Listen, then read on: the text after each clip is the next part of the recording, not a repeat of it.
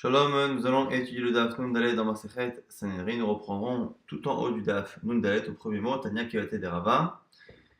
Cette braïta est une longue braïta qui va reprendre plus ou moins tous les versets qui parlent justement de l'interdit de la relation incestueuse avec la mère et la femme du père, et qui nous apprendra qu'effectivement, l'avis de Rabbi Yehuda qui est marqué dans la Mishnah, qui disait que dans le cas où un homme a une relation avec sa mère qui était la femme de son père, il ne transgressait qu'un seul interdit, Imechaï, celle de son père, de sa mère, parce que c'est marqué à la fin, encore une fois, Imechaï.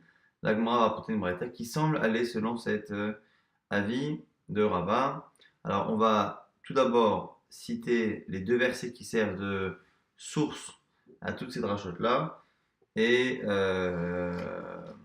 je préviens les auditeurs qu'au final, dans ce DAF, dans la première partie du DAF, quand on fera les drachotes, ce sera comme toujours un peu compliqué de s'y retrouver. On essaiera à la fin, grâce au tableau qui est rapporté ici dans l'édition Arscroll, on essaiera de donner un récapitulatif le plus clair possible. Tania Kioté des Rava, Abraïta confirme Rava. D'abord, je rappelle le verset. Ish, un homme, Shaishkav et Eshet Aviv, un homme qui a une relation avec la femme de son père, Ervat Aviv Gila, il a dévoilé la nudité de son père, ce qui est déjà une répétition. Mot Yumetu, mourront, ils mourront. Shneem, les deux, Demehembam, leur sang est sur eux. Ça, c'est le premier verset. Ervat Avicha, Ervat Immecha, l'autre égalé, la nudité de ton père, la nudité de ta mère, tu ne dévoileras pas. Là aussi, est-ce que la nudité de son père, c'est la relation avec son père directement, ou c'est déjà la relation avec sa mère? La nudité de ton père et celle de ta mère, l'autre égalé, tu ne dévoileras pas. Immechaï, c'est ta mère. L'autre égalé, Ervata, ne dévoile pas sa nudité. Et selon Rava et la Braïta, c'est Immechaï, c'est ta mère, qui viendrait nous apprendre que dans le cas où c'est sa mère et la femme de son père, il n'y a qu'un seul interdit, celui de sa mère. Tana qui va t'aider Rava, la Braïta confirme ce que dit Rava. Pourquoi? On reprend le verset. Ish, un homme.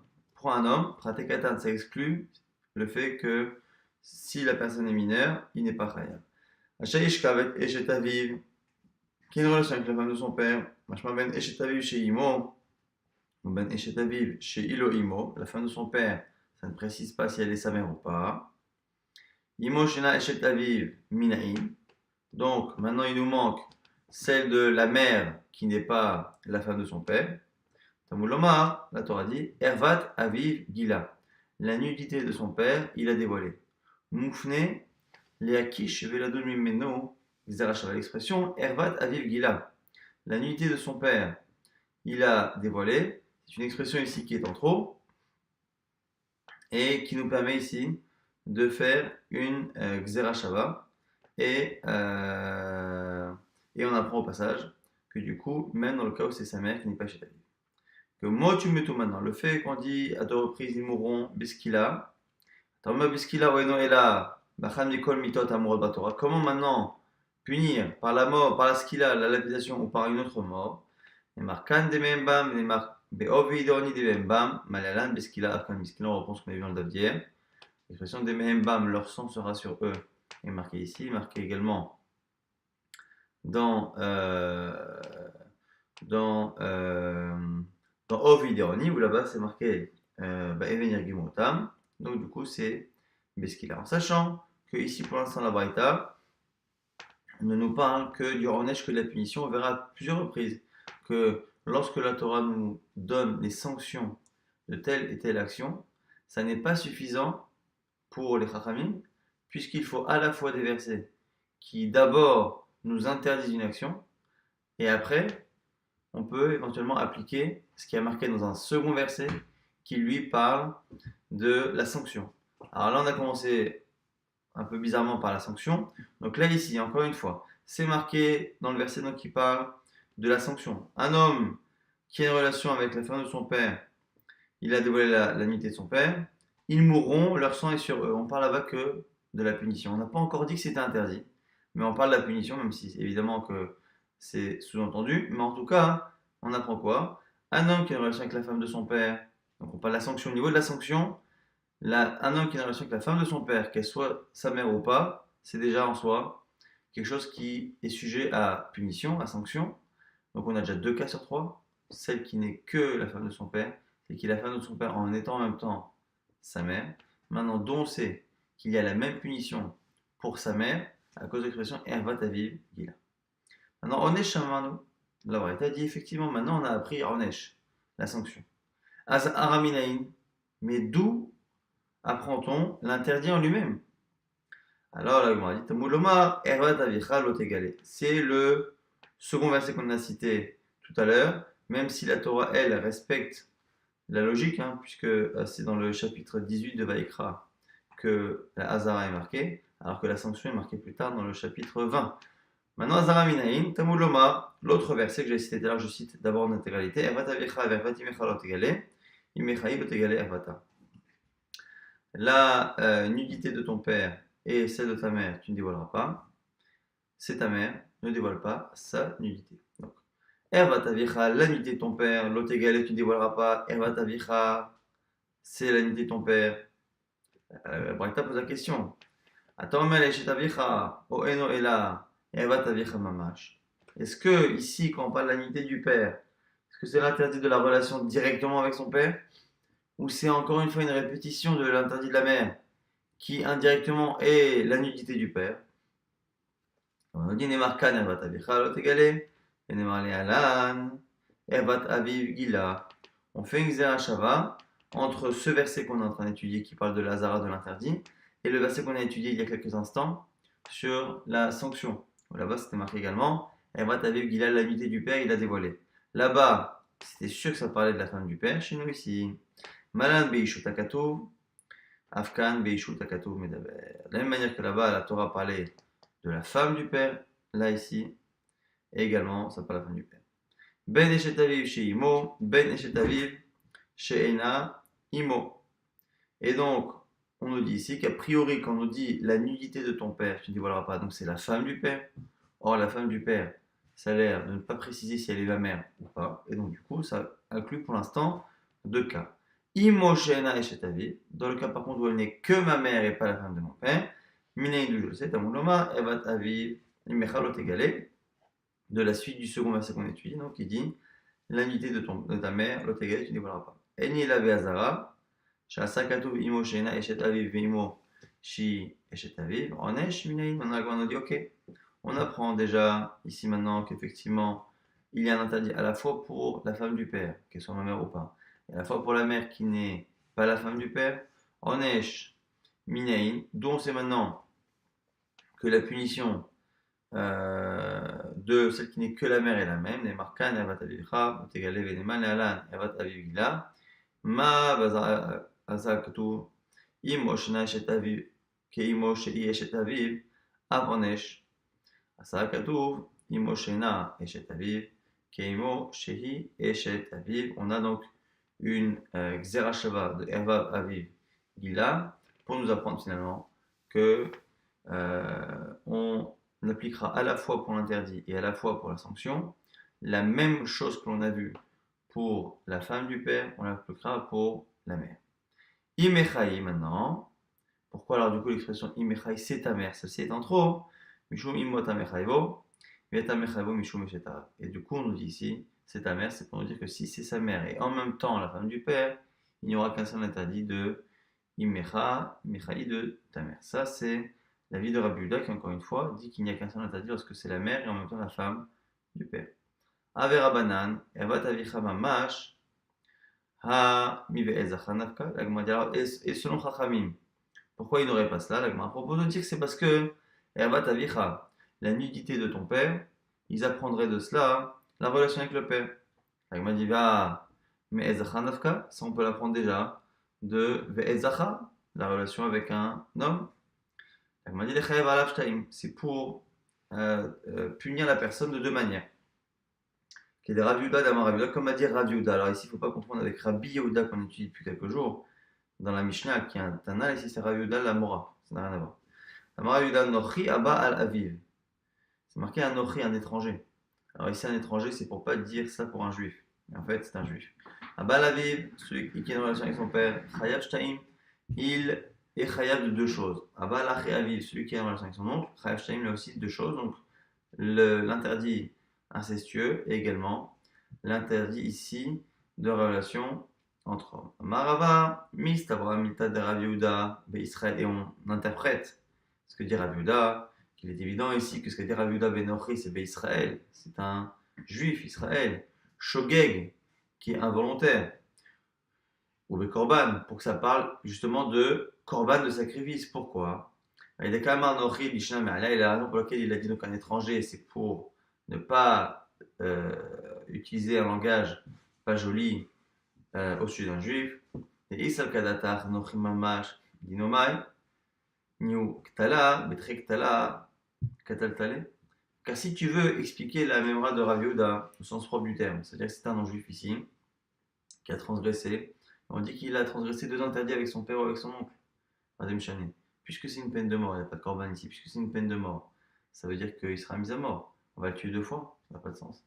Et donc, puisqu'on parle là-bas de deux fois, c'est forcément que c'est un problème de sacrifice. Pour que ce soit un sacrifice à apporter, il faut que ce soit quelqu'un qui le fasse de manière involontaire et que ce soit un juif. Donc c'est un juif qui a fait cet interdit de manière involontaire. La question c'est ce qui transgresse un ou deux. Rav Yehuda dit il transgresse deux. Tanya Nami Achi, la Loaïta confirme ce que dit Rav Yehuda. Abalaviv Chayav Shtaim. Abalachiaviv Chayav Shtaim. Celui qui a une relation avec son père ou avec son oncle, Chayav de deux. Il y a d'Amrina qui disent que cette idée-là de dire qu'avec le père et l'oncle, ça vaut deux, il y en a qui disent que c'est l'eau qui est Rabbi Yehuda. C'est pas comme Rabbi Yehuda qui dans la Mishnah dit que la mère, qui est la femme de son père, c'est Chayav de 1. Et qu'il y en a qui disent Afilu Teima Rabbi Yehuda, que ça n'a rien à voir avec Rabbi Yehuda la Mishnah. On m'a été là avec Kalva Chomer, parce que c'est un Kalva Chomer. Mais Achi Aviv, de l'oncle. Oma Achi Aviv, des Kourva de Avivu. Si déjà, l'oncle, donc ici l'oncle, tout le monde a l'air d'être d'accord. Si l'oncle déjà, qui est interdit donc parce que c'est un proche du père, donc indirectement, c'est une évolution de l'unité du père, au-delà évidemment de la relation entre hommes. Si déjà la proximité avec le père fait qu'on cumule l'interdit de Zachar avec celui de l'oncle, Rachem, ça fait deux. Avec le Kolcheken, a fortiori, si c'est le père lui-même. Et l'Agmar nous dit maintenant pourquoi un dit oui, l'autre dit non. Kamiflagé, mais Ploukta de Abaye vers Rabba, c'est une marloquette qui est liée à un autre désaccord entre Rabba et Abaye. Pourquoi là-bas c'est marqué quoi Marsavar Anchim Minadin. Marsavar En Anchim Minadin. Est-ce que l'on peut sanctionner quelqu'un sur une action dont la sanction, encore une fois, n'est apprise que par raisonnement logique a fortiori? C'est-à-dire, si déjà dans ce cas-là, c'est Chayav de 2, a fortiori là-bas. C'est vraiment qu'on vient de dire à l'instant.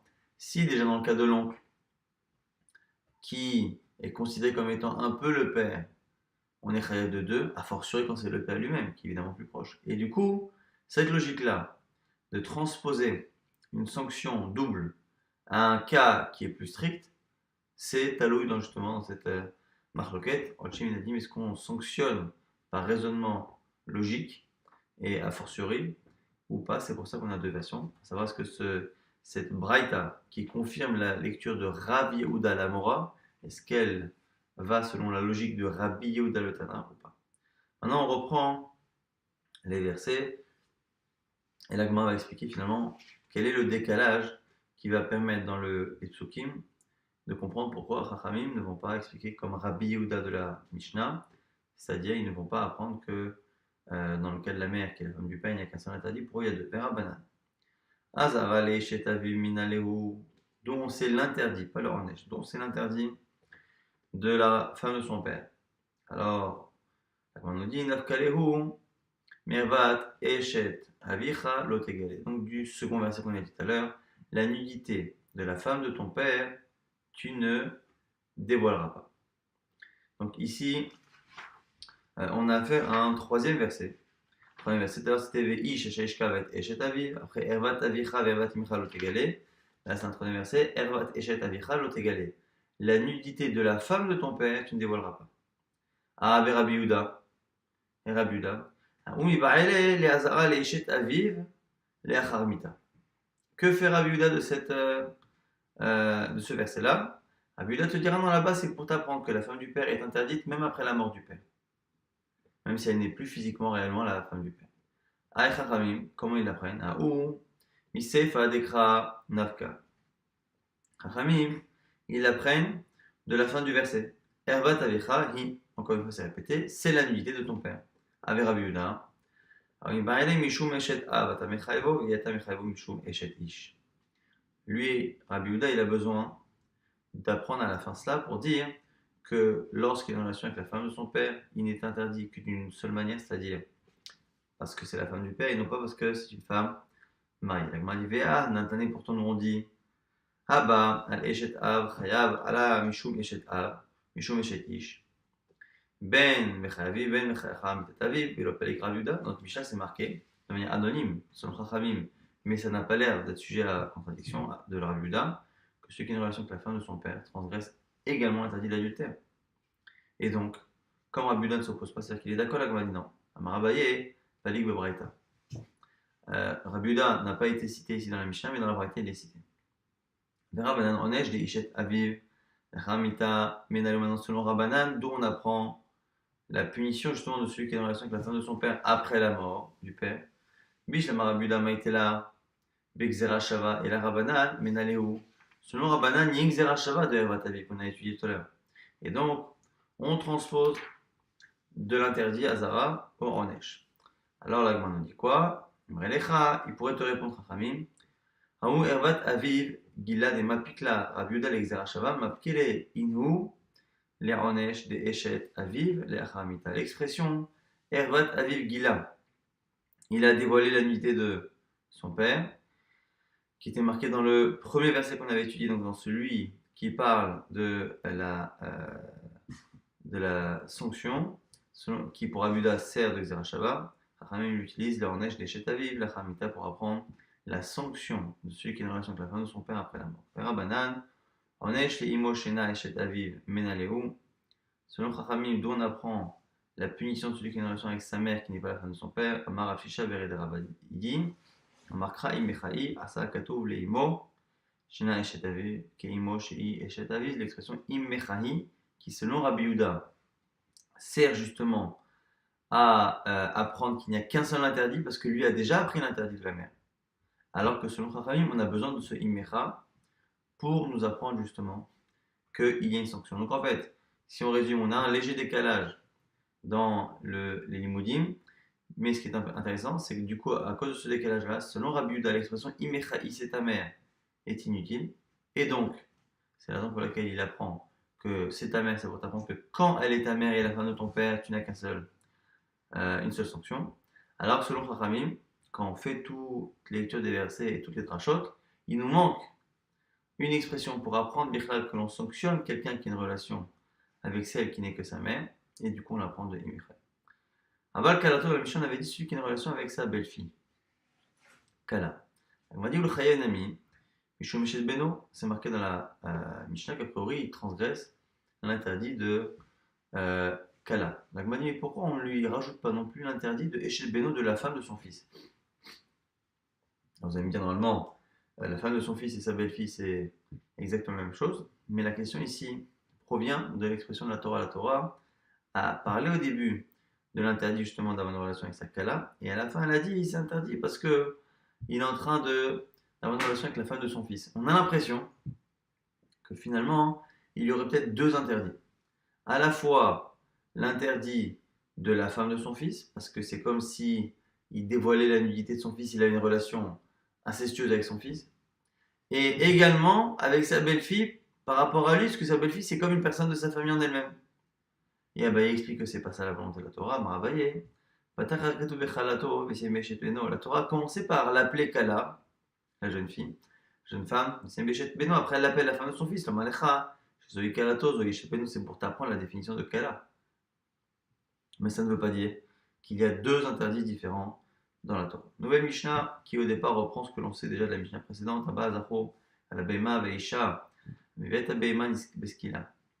un homme qui a une relation avec un autre homme, avec un animal, et une femme avec un animal, doivent être lapidés.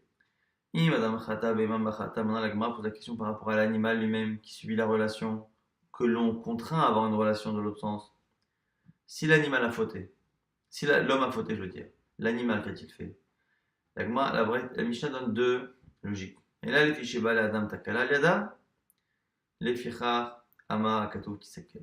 Puisque l'animal a plus ou moins provoqué cette dégradation de l'homme, cet accident, il est à l'origine de l'accident, il devra être tué. En sachant que quoi qu'il aille, quand on pose la question de la faute de l'animal, c'est déjà une question qui peut paraître insensée à partir du moment où il n'y a pas réellement de libre arbitre chez l'animal. Et donc ici, ce sera un peu comme quand on met à mort un animal qui a tué, même si on sait très bien qu'il y a certains animaux qui ont dans leur nature d'attaquer et de tuer, qu'on ne peut pas vraiment leur faire le reproche et parler de faute chez l'animal. À partir du moment où cet animal a provoqué telle chose, on le tue. D'abord, autre explication. Chez l'autre, c'est pas parce qu'on dit que l'animal doit être tué parce qu'il a provoqué, c'est parce que on ne veut pas faire honte au fauteur. Pour pas que les gens, lorsqu'ils voient l'animal, disent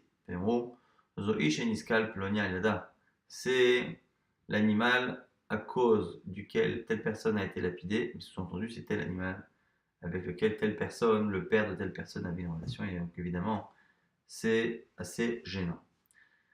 Zachar Menalan, la Gemara va nous rapporter les sources justement de tous les interdits qu'on a cités ici. L'interdit, la relation avec un homme, Tanurabana, c'est une braïta qui le dit. Ish, donc, c'est un verset ici qui commence comme ça. Ish Ashayishka Vezachar, Mishkeveisha, To'eva Asu, Shneem Mot Yumatu de Mehembam. Un homme qui couche avec un homme, Mishkeveisha, de la manière qu'on couche avec une femme, To'eva Asu, ils ont fait quelque chose de dégoûtant, Shneem, les deux, Mot Yumatu, ils mourront, des Mehembam, leur sang, et sur eux de Dememer, rappelez-vous qu'on apprendra ce qu'il a. Alors, Ish, le mot Ish, un homme, c'est pour dire Prat Katan, c'est exclu si c'est un mineur, moins de 13 ans, qui a cette relation. Chez Ishka Bet Zachar, qui a une relation avec un mâle, Ben Gadol, Ben Katan, ici par contre, la personne avec qui, donc ici, c'est même si finalement, attendez, donc oui, ça nous apprend que par contre, même s'il est petit ou même s'il est grand. Mishkeve Isha, quand on dit Mishkeve Isha ici, d'une relation comme une femme, ça finalement, au lieu de nous apprendre une halakha par rapport à cette relation-là, ça nous apprend par rapport à une femme, puisque la relation avec un homme, qui évidemment physiologiquement ne peut pas se faire à l'endroit où se fait la relation avec une femme, et pourtant on appelle ça Mishkeve Isha, une relation comme avec une femme, ça veut dire que ce même endroit où la relation a lieu avec un homme, chez une femme, est appelé, Mishkeve Isha, est appelé une relation normale. Rabbi Shimon nous dit, c'est une des manières d'apprendre. On est dans un verset qui est censé apprendre des informations, d'ailleurs, apprendre des informations, et au final, il nous permet d'en apprendre ailleurs. Normalement, le cas où je suis censé justement tirer des informations, je suis censé apporter des informations pour l'histoire de Mishkeve Zachar, c'est-à-dire des relations entre hommes.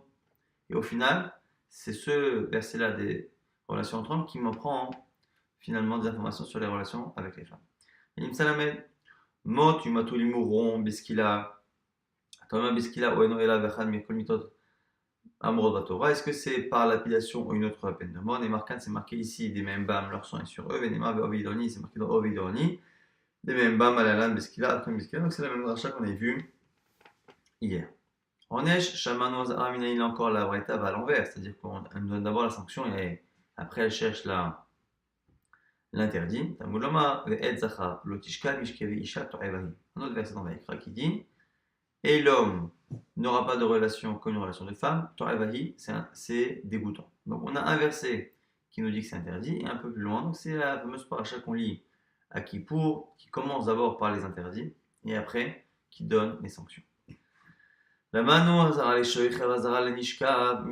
Ça, c'est l'interdit pour celui qui, dans la relation entre hommes, est actif. Maintenant, celui qui est passif. Il n'y aura pas de Kadesh dans Ben Israël. Kadesh, même si Hachon, Kedusha, c'est en général tout ce qui est prostitution. Kedusha, c'est une prostituée. Quelqu'un qui se réserve à quelque chose de mauvais.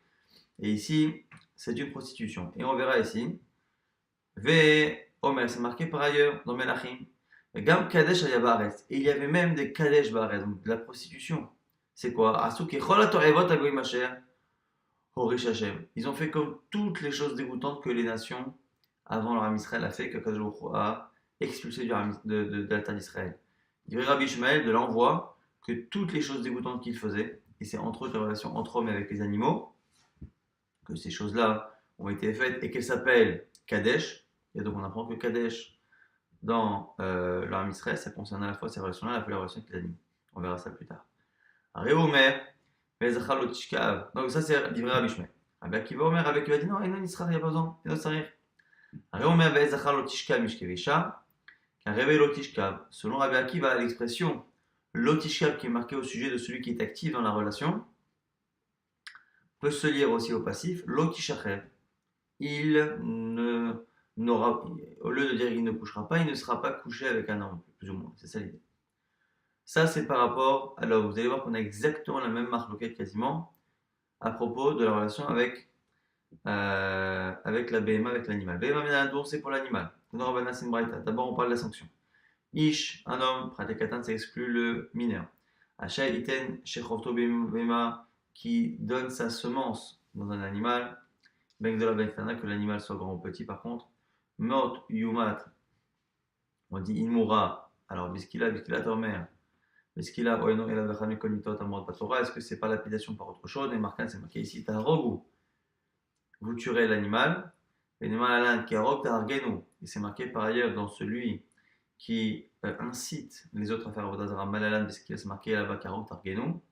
Malam Beskila, de la même manière que là-bas, celui qui incite à faire Avodazara est lapidé. Et cette expression, on la retrouve dans l'animal lapidé ici, dans la relation, et donc pareil pour celui qui a la relation avec l'animal. Maintenant, Onesh, là encore une fois, on apprend la sanction. Les Shochev, Onesh, la Nishkav, la relation donc pour celui qui a la relation avec l'animal. Maintenant, la sanction pour celui qui subit la relation avec l'animal. Mais là, Tavolomar, Kol Shochev Imbe Mavot Yumat, Imeno Enyan, le Shochev, Teneu Enyan, la Nishkav. On dit quoi là-bas? Tout celui qui a une relation avec un animal mourra. Or, ça, on le sait déjà par ailleurs, parce que c'est déjà appris dans le passage qu'on vient de citer. Imeno Enyan et Shochev, on a un autre principe encore une fois dans les Limoudim. Si ça ne vient pas apprendre ce que c'est censé dire, c'est forcément venu apprendre une autre halakha qu'on attend d'apprendre, qui est ici celui qui est passif dans la relation. Maintenant, ça c'est pour la sanction. Maintenant, l'interdit. Tamulomar, c'est marqué et dans tout animal, tu ne donneras pas ta semence et ton maba pour t'impurifier avec elle. Maintenant, Azara, le shochev, de là on apprend l'interdit pour celui qui est actif. La nishka minaïn, dont c'est maintenant pour celui qui subit la relation avec l'animal. Loye kadesh mivne Israël, et kadesh, ayaba arel dechoulé, livré Rabbi Ishmael. Rabbi Ishmael reprend le même verset, la même logique. C'est marqué qu'on ne doit pas avoir dans l'Israël de kadesh. Comment on définit kadesh de l'expression là-bas?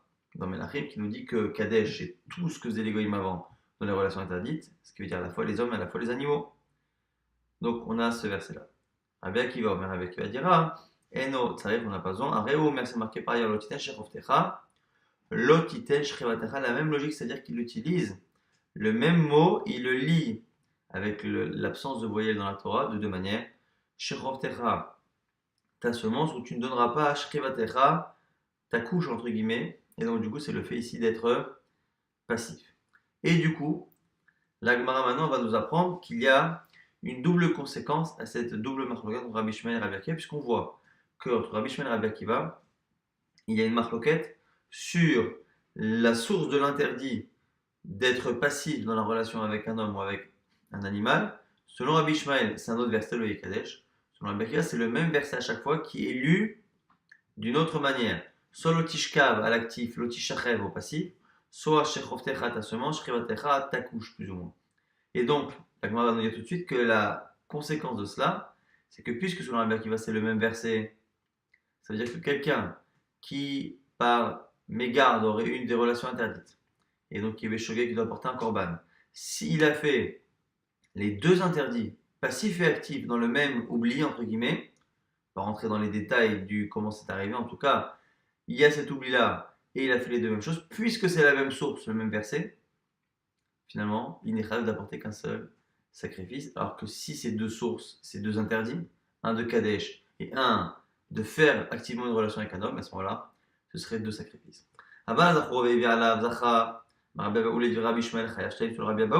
Celui qui est actif et qui est passé dans une relation avec un homme dans le même oubli, la logique de Rabbi Ishmael voudrait que ce soit 2 interdits. Chada, mi lotishkav, chada lo yekadesh, ce qu'on vient de dire à l'instant. Lotishkav et lo yekadesh. Il dit Rabbi Akiva, il en la achat, lotishkav, lotishtachev, chada. Parce que selon Rabbi Akiva, c'est un seul et même mot qui se lit de deux manières. Maintenant, la même chose avec l'animal. Pareil, celui qui a une relation avec un animal, de manière active et passive, dans le même oubli.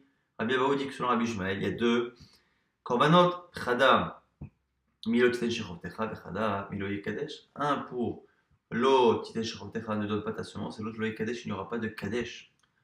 Il dira Rabbi Akiva, selon Rabbi Akiva, par contre, il y en aura un seul. Shechovtecha ou shechrivatecha, c'est un seul mot, chadahi. Abaye n'est pas du tout d'accord. Abayama, filo dit Rabbi Ishmael nami nochravela achat, rectiv lo yekadesh, begavre ktiv. Lui dit non.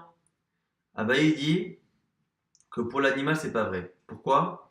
Parce que le pasuk lo yekadesh ne concerne pas réellement l'animal, il concerne réellement la relation entre hommes essentiellement. C'est ça la prostitution là-bas, c'est entre hommes et pas avec l'animal. Et là les Rabbi Ishmael Azara Nishkav. Ménalé. Alors on reprend du coup, si tu dis ça à Abaye, d'où Rabbi Ishmael apprend-il que celui qui est passif dans une relation avec un animal est chayav, donc c'est que c'est interdit. Mikol Shochavim Behema Motumat, un cause du verset là-bas dans Shemot qui dit tout celui qui est en relation avec un animal, il mourra. Iminariya les Shochev, c'est marqué à l'actif, mais puisqu'on en a pas besoin, c'est marqué par ailleurs. Tenoariya Nishkav, utilise-le pour celui qui est passif. Haman al Nishkav, Belshon Shochev. Mashochev Anash Izir, Af, Nishkav, Anash Izir. Donc, Vénizir, donc l'Agma nous dit, et on fait ici Xerashava pour nous dire que grâce à cela, on apprendra à la fois l'interdit et à la fois la sanction.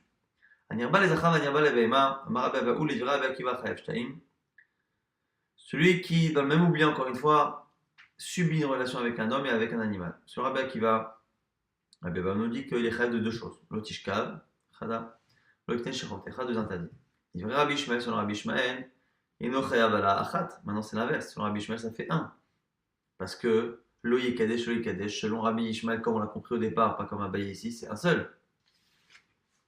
Il dit lo yekadesh.